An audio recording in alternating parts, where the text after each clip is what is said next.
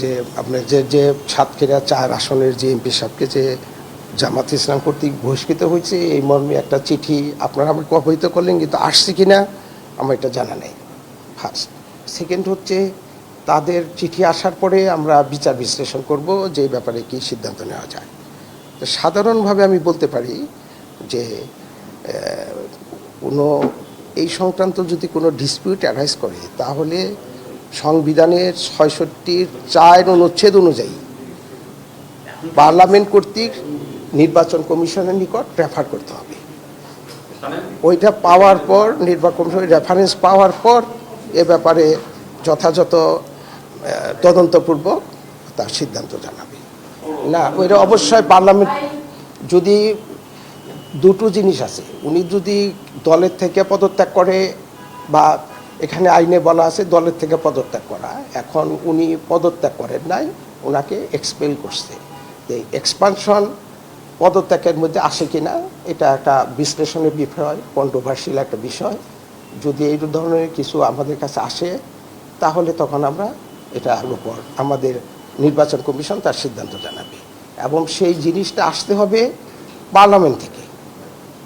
কোনো পার্টির মধ্যে থাকলে আমার যতদূর মনে পড়ে, আমি যতদূর বুঝি, নির্বাচন কমিশনের এর উপর খুব একটা করণীয় নেই যদি না পার্লামেন্ট থেকে এটা রেফার করা হয়। তখন করণীয় যে আপনাকে বললাম যে আমি এখন প্রিজাজ করব না, আমার নিজস্ব ওপিনিয়ন আমি এখানে বলবো না, তাহলে প্রিজাজ হয়ে যাবে। আসার পরে আমরা এটা বিশ্লেষণ করব, দেখব আইন কানুন অনুযায়ী কি হওয়া উচিত, তখন নির্বাচন কমিশন তার সিদ্ধান্ত হবে। আমি যতদূর মনে করি যে জামাত ইসলামের চিঠির ভিত্তিতে এ বিষয়ে নির্বাচন কমিশনের কিছু করণীয় নেই। যদি একটা কারণ যে বিষয়টা আপনাদের মাধ্যমে আমি জানলাম, একটা নৈতিক স্খলনজনিত একটা বিষয়, এটার জন্য তাকে সরাসরি উনি নির্বাচনে অযোগ্য হবেন না।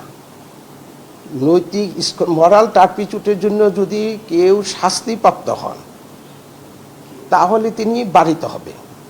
তো তিনি তো এখনও তো ওইভাবে বারিত হন নাই, তার শাস্তি হয় নাই, কাজে এটার জন্য নির্বাচন কমিশনের কিছু করণীয় আছে বলে আমার মনে হয় না।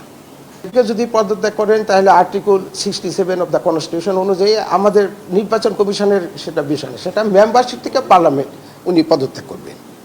আর একটা হলো পার্টির থেকে পদত্যাগ করা, দুইটা জিনিস। 70-এ আর্টিকেল 70 হচ্ছে পার্টি থেকে যদি পদত্যাগ করে তাহলে ওনার মেম্বারশিপ চলে যাবে। আর আরেকটা হলো সেটা নির্বাচন কমিশন সিদ্ধান্ত দিতে হবে, পার্লামেন্ট প্রেরণ করবে, নির্বাচন কমিশন এর উপর সিদ্ধান্ত দিতে হবে। আরও যদি উনি পার্লামেন্ট থেকে মেম্বারশিপ থেকে পদত্যাগ করেন তাহলে 67 পদত্যাগ পার্লামেন্ট গ্রহণ করবে, ব্যবস্থা করবে, নির্বাচন কমিশনে আসার কোনো প্রশ্ন ওঠে না। আমি তো তাই মনে করি নৈতিক যে ঘটনার প্রেক্ষাপটে এখানে উদ্ভূত হয়েছে, এরকম নৈতিক স্খলনজনিত কোনো কারণে মেম্বারশিপ বাতিল হওয়ার কারণ আমি দেখি না। দেখেন, রাষ্ট্রপতি পদত্যাগ করবে কি করবে না এটা নির্বাচন কমিশনের কোনো বিষয় না। রাষ্ট্রপতির পদ যদি খালি হয় কোনো কারণে, সেটা পদত্যাগের মাধ্যমে হোক বা অন্যভাবেই হোক, তাহলে নির্বাচন কমিশন আইন অনুযায়ী পরবর্তী 90 দিনের মধ্যে নির্বাচনের ব্যবস্থা করবে।